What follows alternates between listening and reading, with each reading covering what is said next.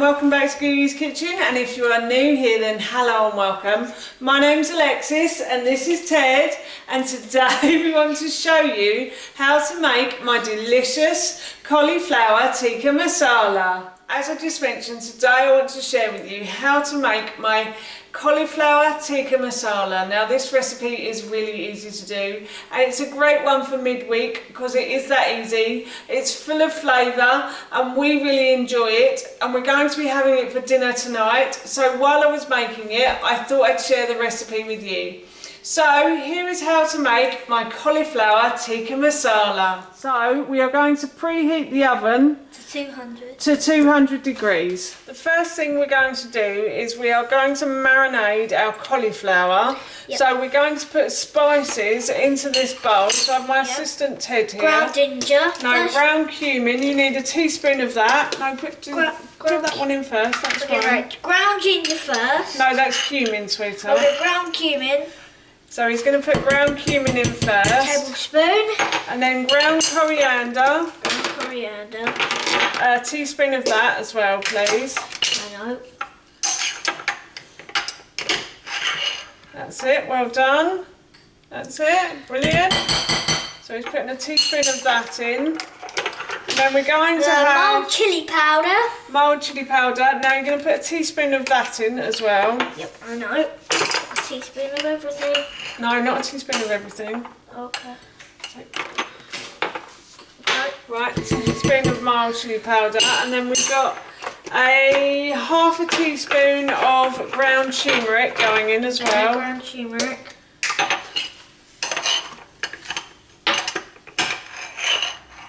Okay, there's a much. That'll do, that'll be fine, sweetheart. Don't worry about that. So I haven't got much left. Okay, and then we want a teaspoon of garam masala. Garam masala! Yep. Right, and that goes in as well. Garam masala! Well It looks done. like a colourful. It looks like we're making colours. It does, doesn't it? Yeah. And then we've got half a teaspoon of ground cinnamon as well. Ground cinnamon. And then I'm going to get some olive oil. Hello, groundy cinnamony. Lovely. And then you want a little bit of black pepper. Black pepper. Not very much because it's... Good one, Red. This is really... Do you want me to help you? This one's really hard to open. I don't know why. There you go. It's just really hard to... Oh, right. Little bit, little bit, little bit. Very little bit. Bit less, bit less. We don't want too much. Yep. Okay, lovely. And then can you put a pinch of salt in there as well, please? Okay. Pinch of salt. And then I'm going to add about 2 tablespoons of olive oil to this as well.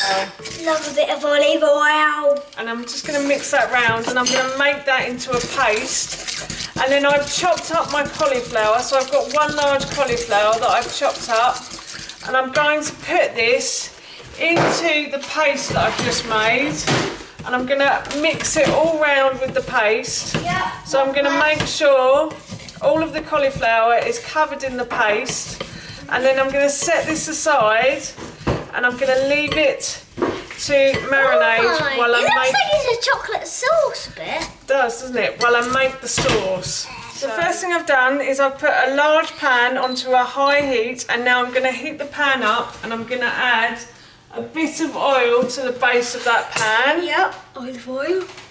And then I'm just going to spread that oil around until the base is all covered in the oil. And then I'm going to leave this to heat up now. My pan is heated up, and here I have about 1 chopped leek. Now I should have used an onion for this, but I've run out of onions, and I had a leek in the fridge. Not actually in the fridge, but the vegetable leek. And I'm going to put this into the base of my pan now. So I've just chopped the leek very thinly, and I'm going to put this in the base of my pan, and I'm just going to fry this until it starts to soften and become clear, like translucent sort of colour. My leeks have now softened quite nicely, and now what I'm going to do is I'm going to add in my ginger to that as well. And I'm just going to fry that as well. And I'm also going to add a teaspoon of garlic to this as well. I should have had about 3 cloves of garlic for this, but unfortunately we've run out of garlic. We seem to enjoy it a bit too much in this house. Yeah, I like with my chips. Yeah. So I'm just going to add a bit of water to the base of this pan. Woo! Try and get it That's a lot of smoke. Yeah. So I am just frying these until these start to soften now, and they have, which is great. And what I'm going to do now is I'm going to add the tomatoes. Ted is going to pour the tomatoes in for me. So he's just going to add the tins of tomatoes in. Lovely. That's 1 tin. okay. And then add the second one as well. Okay. Brilliant. That really stopped it sizzling. Yeah. It's all blocked up. And then what I'm going to do is just stir these until these heat up. And then I'm going to add in Oh, can I put it in? cauliflower. Have it in. Yeah, go on then. Geronimo! And I'm going to stir that around as well. Okay.